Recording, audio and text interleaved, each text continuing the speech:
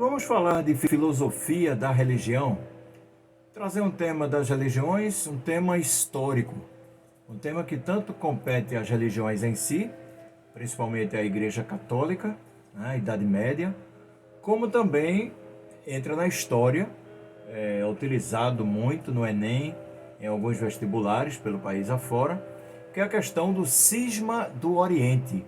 O que é o cisma do Oriente? A começar da palavra cisma. A palavra cisma, e aí já entra um pouco de filosofia da linguagem, né? Vem do latim schisma, com S-H-S-C-H-I-S-M-A. Schisma. Vem do latim e significa dividir, partir, separar. Isso porque houve um tempo em que a Igreja Católica, mesmo sendo uma unidade, mas ela tinha algumas divisões que respondiam à unidade maior. Você tinha Roma, que era a autoridade máxima, e óbvio, representado pelo Papa, e você tinha os patriarcas, um patriarca em Constantinopla, um patriarca em Antioquia, outro em Jerusalém e outro em Alexandria, no Egito. Mas esse de Alexandria acaba perdendo a força quando o Egito é anexado ao Império Muçulmano. Um distanciamento se iniciou ao longo dessa história. Acabou envolvendo diferenças das práticas e disputas pelo poder político e econômico ali na região no Mediterrâneo. No século IV, há uma aproximação com o poder político quando o cristianismo passa a ser a religião do Império Romano. Mas também existiram questões dogmáticas. Também questões da língua, em termos da língua, mais uma vez entre a filosofia da linguagem. Por exemplo, o lado ocidente da igreja prezava pelos textos em latim, enquanto que o lado oriental prezava pelos textos no grego e também no hebraico. A igreja de Constantinopla, até então Bizâncio, acaba admitindo práticas que são consideradas heréticas pela igreja de Roma, como por exemplo o monofisismo. Ora, o que é o monofisismo? Seguinte, há um pensamento detalhado por Justiniano de que Jesus, o Cristo, possuía uma existência divina, enquanto que na visão ocidental, Jesus é ao mesmo tempo humano e divino. Daí você já tem uma divisão de pensamentos. Tem também uma interpretação diferente do lado oriental na questão do dogma da Santíssima Trindade, em que Deus é Pai, Filho e Espírito Santo, mas com interpretações diferentes do lado ocidental e do lado oriental. Outra questão que sempre trouxe muita polêmica, é a questão de Maria, Maria de Nazaré, mãe de Jesus. Todos sabem que tem a questão da Maria Imaculada, o dogma da Maria Imaculada. Questão de Maria concebida com ou sem pecado. Pecado no entendimento do sexo, né? A igreja vai entender a questão do pecado a partir de Adão e Eva, na antiguidade, na mitologia judaica. São João Maximovitch é considerado santo, mas pela igreja ortodoxa, ele defendeu e rejeitou a Imaculada Conceição. Tem um tratado de João Maximovitch chamado A Veneração Ortodoxa à Mãe de Deus. Ele diz o seguinte: nenhum dos antigos santos padres diz que Deus, de maneira miraculosa, purificou a Virgem Maria, enquanto ainda estava no ventre. E muitos indicam diretamente que a Virgem Maria, assim como todos os homens, suportaram uma batalha contra o pecado, mas foi vitoriosa sobre as tentações e foi salva por seu divino Filho. Óbvio que aí você tem um dos rachas em relação a este dogma defendido pelo lado ocidental. Ocidente e Oriente disputavam questões teológicas, como por exemplo, tanto essa questão de Maria, como ainda a supremacia do bispo de Roma sobre o clero, o chamado Papa. A questão da veneração de imagens e mais, como falamos anteriormente, a procedência do Espírito Santo. Vem outra questão também, o cesaropatismo. Cesaropatismo é um dos principais conceitos para se entender bem a organização política do antigo Império Bizantino, que vai de 395 até 1453. Essa palavra consiste na junção de outras duas, César e Papa, ou ainda Imperador e Pontifex, isto é, respectivamente, a autoridade política máxima, o César, e a autoridade religiosa máxima, o Papa. No ano de 867, a Igreja de Constantinopla, hoje Istambul, na Turquia, passa a não mais reconhecer a autoridade de Roma. Passa-se o tempo, em 1043, já no século XI, o bispo chamado Miguel Cerulário virou patriarca de Constantinopla. E aí ele cria várias campanhas contra os dogmas dos apostólicos romanos, o que acabou resultando na excomunhão de Cerulário. Isso acontece 9 anos depois, em 1054. O Papa Leão IX envia pessoalmente a Constantinopla o então cardeal romano Humberto.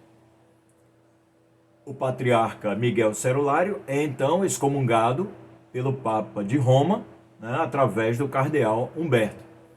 A Igreja Oriental reage, as igrejas se juntam e o seu poder, através de Miguel Cerulário, acabam excomungando o Papa Leão IX, do Ocidente. Houve sim tentativas de reunificação. Por exemplo, 1274, acontece o Concílio de Lyon, na França. Há uma primeira tentativa. Depois, na Itália, o Concílio de Florença, em 1439. Mas ficaram só nas tentativas, não houve a reunificação. Em 1965, já no século XX, o Papa Paulo VI e o patriarca Atenágoras revogaram as excomunhões dos anteriores. O Papa Paulo VI revoga a condenação de Cerulário, enquanto que o patriarca Atenágoras revoga a excomunhão do Papa Leão IX. Aqui nós temos algumas questões em matéria de aspecto de regras e rituais, as diferenças. Por exemplo, o voto de castidade. Perante os ortodoxos, é opcional para o padre pode ser casado, mas é obrigatório para o bispo. Em relação ao católico, o voto de castidade é obrigatório para todo sacerdote. O Papa é a autoridade máxima da Igreja do Ocidente, mas os orientais não reconhecem a sua autoridade. Em relação à Quaresma, os orientais vão respeitar 47 dias de Quaresma, os ocidentais 40 dias. A relação com o calendário ocidental utiliza o gregoriano, 365 dias, enquanto que os ortodoxos vão utilizar o calendário juliano, com 13 dias a mais em cada ano. O Natal ocidental é comemorado no dia 25 de dezembro, enquanto que os ortodoxos comemoram o nascimento de Jesus em 7 de janeiro. Imagens dos santos. Os católicos, os ocidentais, não têm restrições em relação às estátuas. Já os ortodoxos utilizam em seus templos pinturas.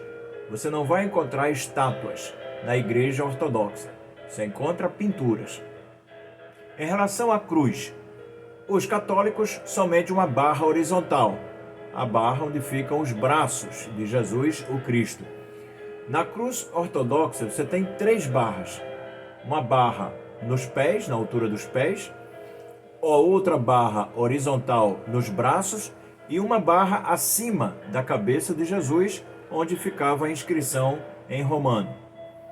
Os ortodoxos hoje possuem cerca de 250 milhões de fiéis em todo o mundo e, obviamente, que uma grande maioria no Oriente.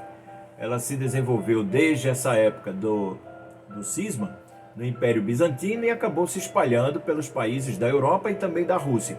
Atualmente, os países mais habitados por ortodoxos Compreende a Bulgária, Belarus, Grécia, Chipre, Moldávia, República da Macedônia, Montenegro, Polônia, Rússia, Romênia, Sérvia, Ucrânia e também nos Estados Unidos.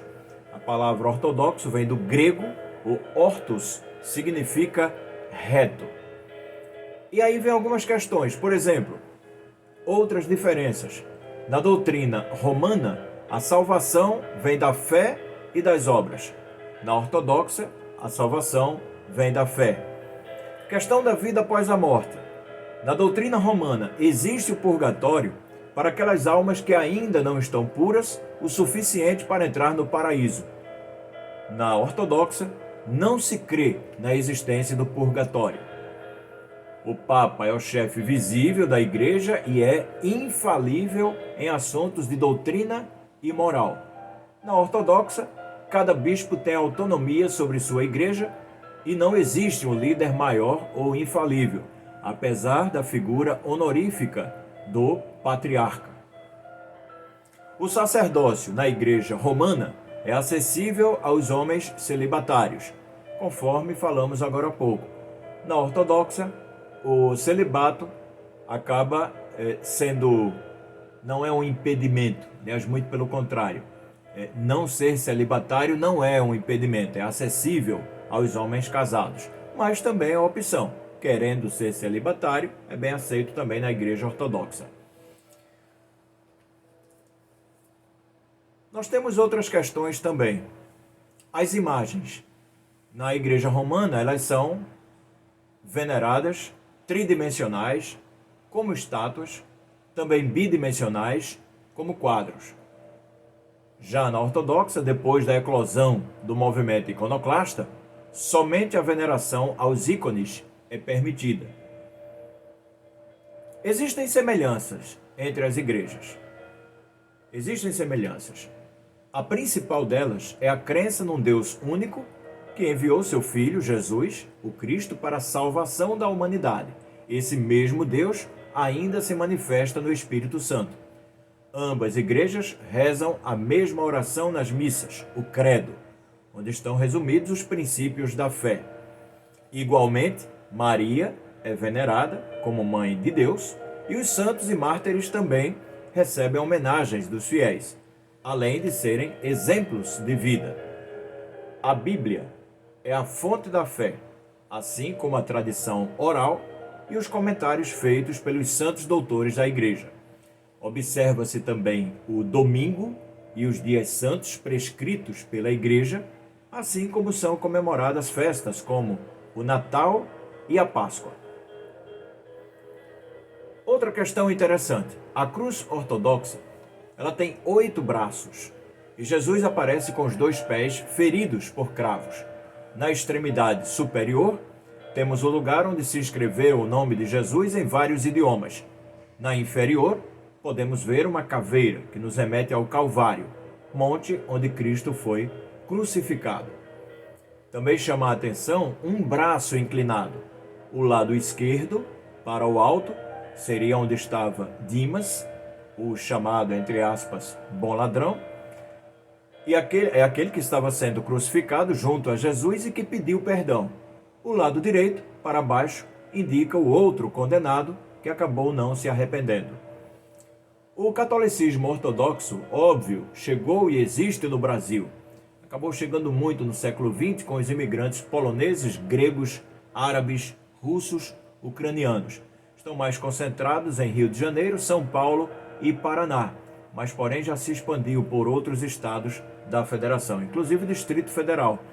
Uma das comunidades ortodoxas mais antigas do Brasil é a de Florianópolis, que foi fundada em 1924.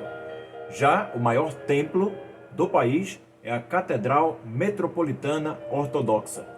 Ela foi finalizada a sua construção em 1954 e se encontra em São Paulo. Dos 250 milhões que falamos de ortodoxos, cerca de 200 milhões estão ligados ao Patriarcado de Moscou. Inclusive, o presidente russo, Vladimir Putin, é um católico ortodoxo praticante e não esconde essa condição de seus cidadãos. O patriarca atual Bartolomeu I tem o seu nome secular Dimitrios Arcontones. Dimitrios Arcontones é o atual patriarca que assumiu o nome religioso de Bartolomeu I.